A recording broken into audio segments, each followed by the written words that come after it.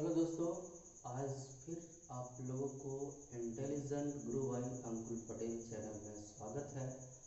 आज हम लोग पढ़ने वाले हैं फर्टिलाइजेशन के बारे में। जैसे कि मैंने पिछले वीडियो में ही बता दिया था कि अगला जो वीडियो होगा वो फर्टिलाइजेशन का होगा। तो आज हम लोग अच्छे तरीके से समझने वाले हैं फर्टिलाइजेशन के बारे में। तो आइए जल्दी जल्दी समझते हैं। देखिएगा, निषेचन यानी कि फर्टिलाइजेशन कहते हैं किसे। तो देखिएगा, सिंपल भाषा में अगर बोला जाए तो नर युग्मक यानी कि मेल गैमेट और दूसरा मादा युग्मक यानी कि फेल गैमेट के संलयन को ही हम लोग निषेचन कहते हैं, या हम लोग बोल सकते हैं नर युग्मक एवं मादा युग्मक के संलयन से युग्मनज का निर्माण होता है, जिसे हम लोग निषेचन कहते हैं। ये चीजें भी याद रखिएगा।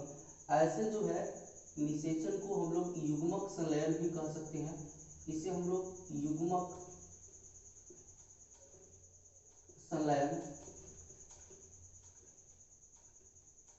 भी कह सकते हैं। इंग्लिश में इसको श्यान गैमे भी बोलते हैं।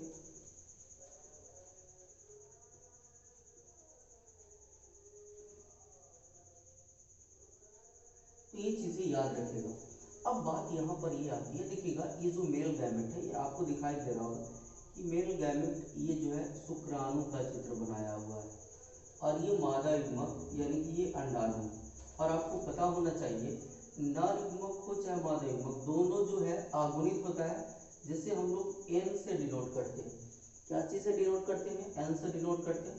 और ये मादा युग्मक है, इसे भी हम लोग एन से डिनोट करेंगे।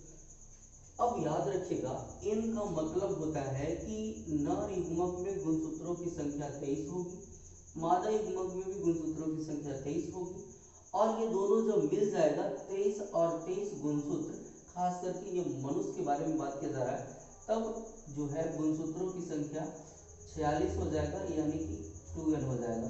यानी कि यहाँ पे जो है गुणसूत्र जोड़ा के रूप में पाया जाएगा और इधर जो है सिंगल सिंगल पाया जाएगा। कहने का मतलब है वैसी प्रक्रिया जिसमें नर युग्मक एवं मादा युग्मक का संलयन होता है तो उसे निषेचन कहते हैं, और निषेचन के फल स्वरूप जो है युग्मनज का निर्माण होता है, और युग्मनज जो है द्विगुणित होता है। तो ये चीजें याद रखिएगा। और इसे जो है निषेचन को हम लोग युग्मक संलयन भी कहते हैं, और या इंग्लिश में इसको श्यान गैमे भी बोला जाता है। अब बात यहाँ पर ये आती है कि ये जो युग्मनज है ये 2n होता है, और ये एक सिंगल सेल होता है, और इसी से आगे चलकर इसी में लगातार विभाजन होते रहता है, जिससे युग्मनज में जो है बताया जाता है कि यह जो है अनेक सेल में बदलते चला जाता है। एक सेल से 2 सेल, 2 से 4 सेल, यानी कि इसमें लगातार समसूत्री विभाजन होते रहता है, जिससे भ्रूण का विकास होता है। तो ये चीजें याद रखिएगा। अब बात यहाँ पर ये आता है कि ये जो निषेचन है, निषेचन कितने प्रकार के होते हैं। तो याद रखिएगा, निषेचन मेनली रूप से 2 प्रकार के होते हैं। एक होता है कौन सा निषेचन? एक होता है आंतरिक निषेचन और दूसरा होता है बाह्य निषेचन। चलिएगा, तो हम लोग समझ ही लेते हैं एक आंतरिक निषेचन और बाह्य निषेचन के बारे में। सबसे पहले हम लोग पढ़ लेते हैं आंतरिक निषेचन के बारे में, जिसको हम लोग इंटरनल फर्टिलाइजेशन बोलते हैं। कौन सा फर्टिलाइजेशन? Internal fertilization. ये फर्स्ट हो गया आपका, और ये सेकंड में हम लोग बोलेंगे बाह्य निषेचन। इसको हम लोग एक्सटर्नल फर्टिलाइजेशन कहते हैं। अब बात यहाँ पर ये आता है कि आंतरिक निषेचन किसको कहते हैं।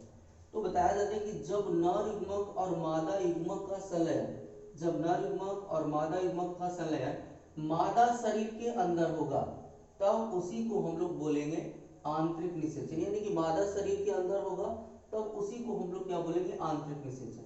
अब बात यहाँ पर ये आती है कि आंतरिक निषेचन होता किसमें है, इसका एग्जाम्पल क्या होगा? तो इसका एग्जाम्पल मनुष्य हो जाएगा। जितना भी स्तनधारी है सब हो जाएगा।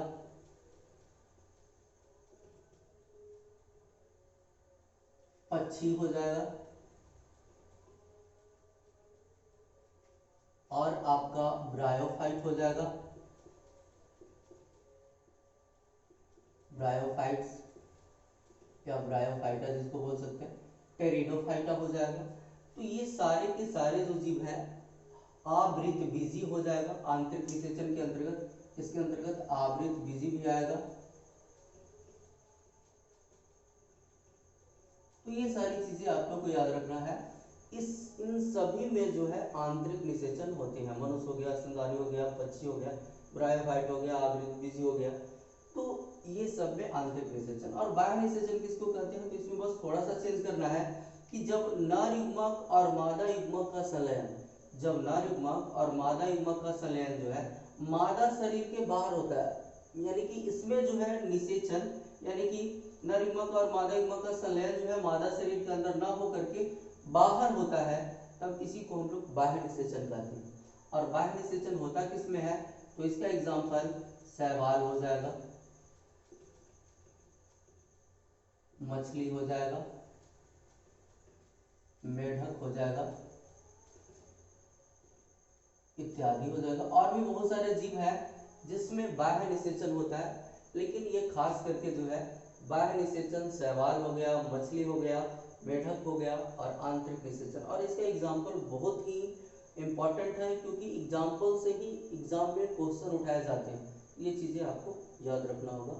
तो आज के लिए बस इस वीडियो में इतना ही। फिर मिलते हैं नेक्स्ट वीडियो में, कुछ नया लेकर के आएंगे। और वीडियो को लाइक और चैनल को सब्सक्राइब करना ना भूलें।